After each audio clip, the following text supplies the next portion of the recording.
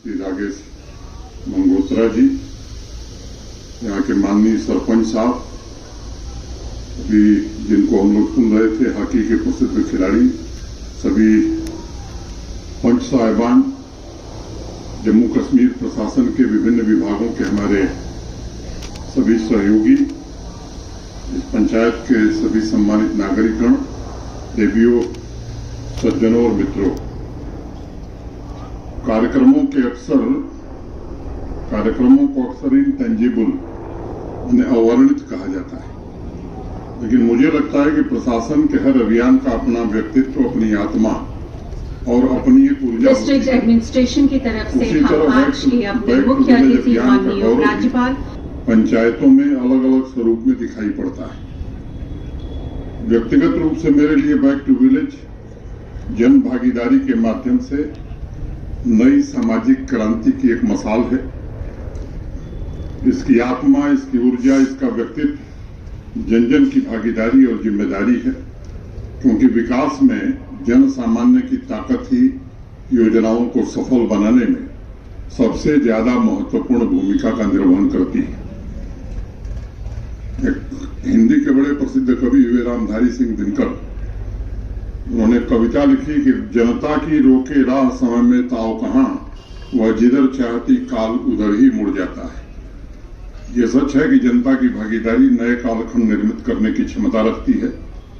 पिछले कई back to village माने 4 अभियान में जनप्रतिनिधियों तथा आम नागरिकों की भागीदारी से परिणाम हमारी अपेक्षाओं के अनुरूप रहे हैं। प्रशासन आप सबके सहयोग से गांव की ताकत बढ़ाने की कोशिश किया है और उसमें काफी हद तक सफलता भी मिली है। दशकों से हाशिए पर जो गांव धकेल दिए गए थे, उन गांवों में, उन पंचायतों में चौमुखी विकास का एक नया अध्याय प्रारंभ हुआ है। इस वर्ष के बैक टू विलेज 5 का उद्देश्य समाज कल्याण की सभी योजनाओं को अंतिम पंक्ति में खड़े व्यक्ति या समुदाय तक पहुंचाना है, जो किसी कारणवश छूट गए, भारत सरकार की या जम्मू कश्मीर प्रशासन की किसी योजना से नहीं जुड़ सके। आप में से अनेक लोगों ने यंग इंडिया एक मैगजीन गांधी जी निकालते थे, उसमें उन्होंने एक बार कहा था कि मेरे सपनों का स्वराज तो गरीबों का स्वराज होगा। जीवन की जिन आवश्यकताओं का उपभोग राजा और अमीर लोग करते हैं, वही जनता को सुलभ होना चाहिए। मुझे इस बात में बिल्कुल भी संदेह नहीं है कि हमारा स्वराज्य तब तक पूर्ण स्वराज्य नहीं होगा जब तक सामान्य आदमियों को सारी सुविधाएं देने की व्यवस्था न हो जाए। मुझे लगता है कि जम्मू कश्मीर में भी पिछले 3-4 वर्षों में ये कोशिश बैक टू विलेज के द्वारा की गई है। एक आम नागरिक तक उन सुविधाओं को पहुंचाने का प्रयास किया गया है। मैं जानता हूं कि इतने दशक के बाद जब ख्वाहिशें पूरी होती हैं, तब आकांक्षाएं और अपेक्षाएं दोनों बढ़ जाती हैं। मैं यही कह सकता हूं कि प्रशासन पूरी तरह आम नागरिकों के हितों के लिए समर्पित है। जिन संकल्पों और लक्ष्यों को पूरा करने की जिम्मेदारी प्रशासन ने उठाई है, उसके केंद्र में आम आदमी सर्वोपरि है। हर एक कदम प्रशासन का आम नागरिक के पुरुषार्थ को नई ऊंचाई दे सके, उसके जीवन में समृद्धि का ताना बाना बुन सके, यही हमारे सहयोगियों का ध्येय है। बैक टू विलेज, ब्लॉक दिवस, थाना दिवस, ये मुख्य रूप से जन भागीदारी के कार्यक्रम हैं। प्रशासन बारंबार इस बात को दोहराता है कि जम्मू कश्मीर का विकास हो या विकसित जम्मू कश्मीर के लक्ष्य को अकेले सरकारी संसाधन आते हैं, वो आ गए हैं। ये लक्ष्य कोई रेस्ट्रिक्शन नहीं है। अगर इससे ज्यादा भी लोग आएंगे तो उनकी मदद की जाएगी और पूरे प्रशासन की ये सर्वोच्च प्राथमिकता है। इस बात का विशेष ध्यान रखना है कि हर पंचायत से हमारे जो नौजवान कुछ करना चाहते हैं, बच्चे हों, बच्चियां हों, आगे आवे। स्वच्छ पंचायत ये दूसरा लक्ष्य जिसमें आपको पुरस्कार मिला है। मैं सरपंच साहब को, सभी पंच साहिबान को और इस गांव के सभी नागरिकों को हृदय से बधाई देता हूं इसके लिए। स्वच्छ भारत मिशन में जो आपने अवार्ड पाया है, लेकिन अवार्ड पाने के बाद चुनौती बढ़ जाती है। अब आपने एक मानक तय किया है, अब ये मानक बराबर बना रहे। अब ये कोई डीसी साहब या आपके जो प्रभारी अधिकारी हैं ये आके नहीं करेंगे, ये तो यहाँ के लोगों को करना है। ये हमारी आदत में शुमार है क्योंकि हम ही रहते हैं, और अगर स्वच्छता रहेगी तो बीमारी कम होगी, बीमारी कम होगी तो लंबे समय तक हम जिंदा रह सकते हैं, खुशहाल रह सकते हैं। मैं सभी जनप्रतिनिधियों और नागरिकों से आग्रह करूंगा कि इस व्यवस्था को कायम रखना ये बड़ी चुनौती है। 3 लाख लोग पूरे जम्मू कश्मीर में स्पोर्ट्स में पार्टिसिपेट करते थे। पिछले साल ये संख्या 60 लाख से ऊपर हो गई। हर जिले में आउटडोर स्टेडियम हो, इंडोर स्टेडियम हो, 100 से ज्यादा खेलो इंडिया सेंटर हैं, ये बनाए गए।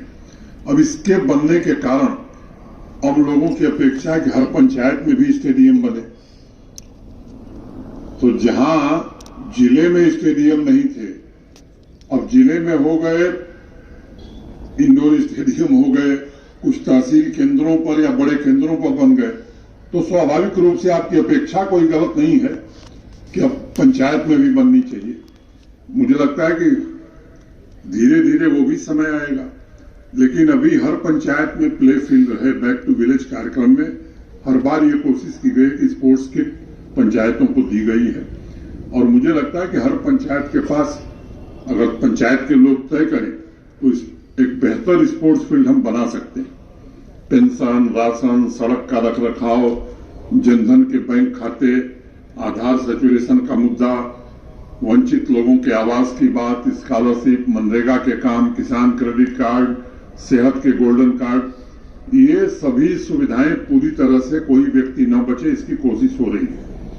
और मैं जनप्रतिनिधियों से अनुरोध करूंगा कि अगर कोई ऐसा व्यक्ति, अभी मैं एक कार्यक्रम से आ रहा हूं जहां बुजुर्ग लोगों को, ओल्ड एज, विधवा और दिव्यांगजनों के पेंशन का वो सम्मेलन था, और मुझे बताते हुए प्रसन्नता है कि जम्मू के जिला प्रशासन ने इसमें पूरी तरह से 100% सैचुरेशन हासिल कर लिया है। अब इसके लिए दौड़ते दौड़ते लोगों के पैर में दर्द हो जाता था, घर बैठे कैंप लगा करके प्रशासन कर रहा है। इस बदल को, इस परिवर्तन को महसूस भी करना चाहिए, और मुझे लगता है अप्रिशिएट भी करना चाहिए।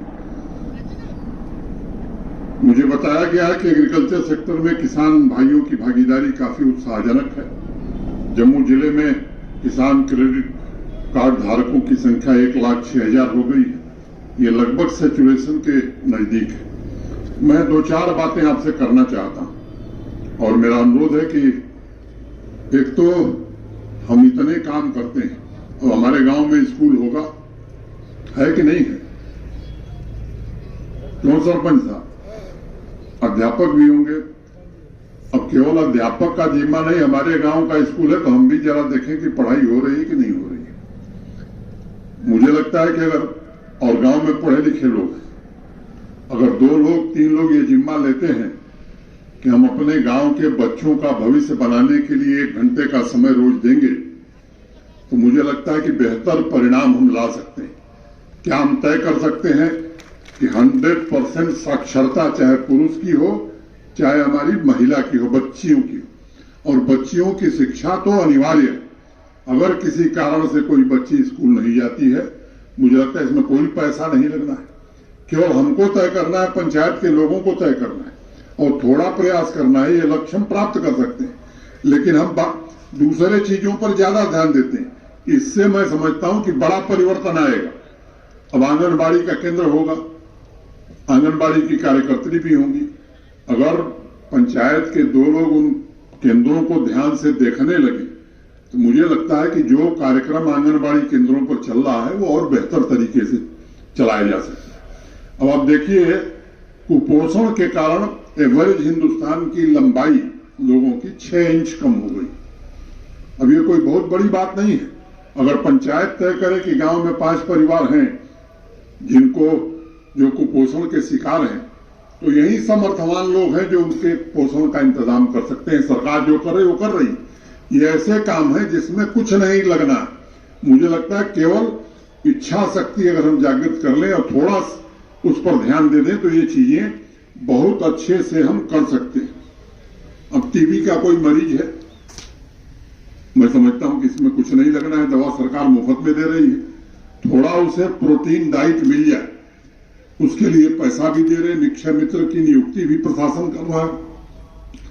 अब बाहर के पंचायत का कोई निक्षय मित्र अपॉइंट हो, ये कितने शर्मिंदगी की बात है कि हमारा भाई, हमारा पड़ोसी, हमारे परिवार का रहने वाला आदमी, हमारे पंचायत का रहने वाला आदमी टीबी से जूझ रहा है, हमारे में इतनी मानवता नहीं है कि हम उसका थोड़ा ध्यान दे सकें। मैं समझता हूं कि अगर हम तय करें कि आप हमारी पंचायत में कोई टीबी का मरीज 6 महीने बाद नहीं रहेगा तो इस लक्ष्य को बहुत आसानी से प्राप्त किया जा सकता है। वैसे ही मुझे लगता है कि कोऑपरेटिव एक नया सेक्टर है। एक बात स्पष्ट रूप से समझ लीजिए, किन्हीं कारणों से जम्मू कश्मीर में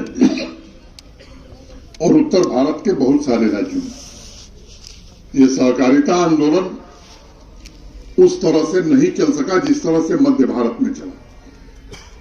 पिछले 3 को क्या मिल सकती है, फर्टिलाइजर का लाइसेंस आपको मिल सकता है, कॉमन सर्विस सेंटर आप चला सकते हैं, गैस एजेंसी आपको मिल सकती है, ढेर सारी 17 सुविधाएं भारत सरकार ने पैक्स को देने का फैसला किया है। और अगर ये सुविधाएं पैक्स को आप प्राप्त कर लेते हैं तो हमको लगता है कि हर महीने 3 लाख 4 लाख रुपए पैक्स को मिलेगा और बढ़िया ढंग से आप चला सकते हैं। और एक बात समझ लीजिए कि अगर खेती अच्छी होनी है तो बैंक तो मदद कर रहे हैं, बिना कोऑपरेटिव के हम अच्छी खेती नहीं कर सकते। इनपुट क्रेडिट किसान को पहुंचाने का सबसे अच्छा जरिया कोऑपरेटिव होता है। तो मैं निवेदन करूंगा आप सबसे, कोऑपरेटिव डिपार्टमेंट के जो लोग हैं वो अपना काम करेंगे। मैं आपसे निवेदन करना चाहता हूं कि आप इस काम को प्राथमिकता के आधार पर करिए। होलिस्टिक एग्रीकल्चर डेवलपमेंट प्लान बहुत सोच समझ करके देश के जाने माने कृषि विशेषज्ञों को जुटा करके जम्मू कश्मीर प्रशासन ने इसे बनाया। मूर्धन्य लोग थे देश के और उसके पीछे जो उद्देश्य था कि 70% जम्मू कश्मीर की आबादी एग्रीकल्चर और एलाइड एक्टिविटीज पर आश्रित है। कोई हार्टिकल्चर से जुड़ा है, कोई डेयरी से जुड़ा है, कोई सेरिकल्चर से जुड़ा है, कोई सीप हस्बेंड्री से जुड़ा है। अगर ऐसी योजना हम बनाते हैं कि 70% लोगों का जीवन पूरी तरह से बदल जाए तो ये जम्मू कश्मीर की समृद्धि का रास्ता होगा। जम्मू कश्मीर का एग्रीकल्चर और लाइन डिपार्टमेंट का बजट ऐसे ही काफी अच्छा बजट था, लेकिन 5013 करोड़ रुपए माने मोटा मोटी हर साल 1002 करोड़ रुपए अधिक बजट के अलावा एचएडीपी इंप्लीमेंट करने के लिए दिया गया। अब किसानों की ट्रेनिंग का काम मोटा मोटी खत्म हो गया। आपकी पंचायत में भी लोग आए होंगे, किसानों की ट्रेनिंग हुई होगी। अब एक दक्ष पोर्टल बनाया हुआ, दक्ष पोर्टल पर अधिक से अधिक किसान अपने को पंजीकृत करें ताकि रोज होने वाली रोजमर्रा की जो नई चुनौतियां या नए समाधान उनकी आपको जानकारी होगी। चैटबॉट बॉक्स भी बनाया हुआ है। एग्रीकल्चर और लाइन डिपार्टमेंट के जो हमारे अधिकारी उनसे मैं निवेदन करूंगा कि इसको प्राथमिकता के आधार पर लोगों तक पहुंचाने में मैं जानता हूं कि आप तन्मयता से काम कर रहे हैं। अब इसमें हमें खुद रुचि लेनी हमारा काम है। केवल सरकार के और प्रशासन के भरोसे हम छोड़ देंगे तो हम अच्छी खेती नहीं कर सकते। वैसे ही ये कुछ चीजें ऐसी हैं जिनको अगर हम करेंगे तो हमारी पंचायत वास्तव में स्वच्छता में अगर पुरस्कार पाई है तो राष्ट्रीय स्तर पर अभी सरपंच साहब ने कहा कि हमें पुरस्कार मिले, तो क्या ये पंचायत अगले स्वतंत्रता दिवस पर टीबी मुक्त पंचायत के नाते पुरस्कार पा सकती है? क्या ये लक्ष्य हम तय कर सकते हैं?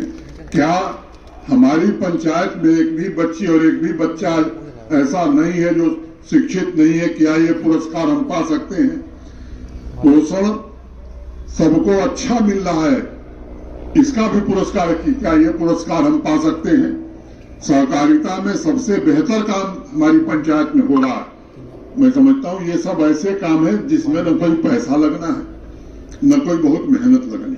थोड़ा अगर हम ध्यान देंगे तो मैं समझता हूं कि ढेर सारे काम हम और बेहतर ढंग से कर सकते हैं। मैं आपसे यही निवेदन करूंगा कि इन कामों को निश्चित रूप से हमें करना चाहिए।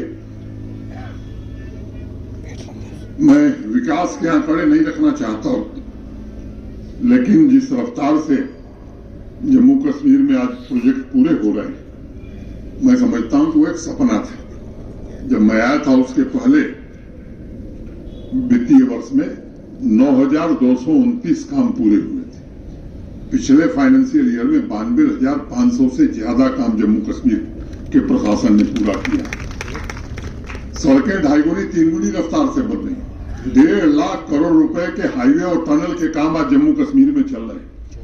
कश्मीर कन्याकुमारी से मार्च महीने में रेल लाइन से जोड़ने जा रहा है, और जम्मू रीजन में तो खास तौर से इतनी सड़कें बन रही है कि कटरा से सीधे दिल्ली 5 घंटे में पहुंचने का इंतजाम प्रधानमंत्री जी कर रहे हैं। डिजिटल गवर्नेंस, मैं समझता हूं कि जम्मू कश्मीर देश में सबसे आगे हो गया। मध्य प्रदेश से ज्यादा सेवाएं ऑनलाइन आज जम्मू कश्मीर प्रशासन दे रहा है, और देश में प्रथम स्थान जम्मू कश्मीर को मिला। सिस्टम हमारा ट्रांसपेरेंट हो, अकाउंटेबल हो, इसके लिए काफी प्रयास किया गया है।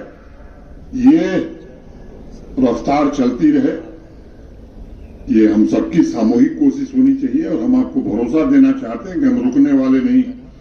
विकास का ये प्रवाह जारी रहेगा। स्वावलंबी गांवों का संकल्प, ये हमारी प्रतिबद्धता है और इसे हम पूरा करना चाहते हैं। मैं आप सबको कल धनतेरस है, उसकी हार्दिक शुभकामनाएं देता हूं, और फिर 12 को दीपावली है, तो दीपावली आपके घर में सुख समृद्धि शांति लावे, ये बात कह के और अंत में 2 लाइनें कह के सरपंच साहब को और हॉकी खिलाड़ी को मैं अपनी बात खत्म करूंगा। इस रेत को न घबराओ देखकर, इस रेत को न घबराओ देखकर आगे बढ़ो कि एक समुंदर भी आएगा। खुशबू का काफिला ये बहारों का सिलसिला पहुंचा है शहर तक, तो मेरे घर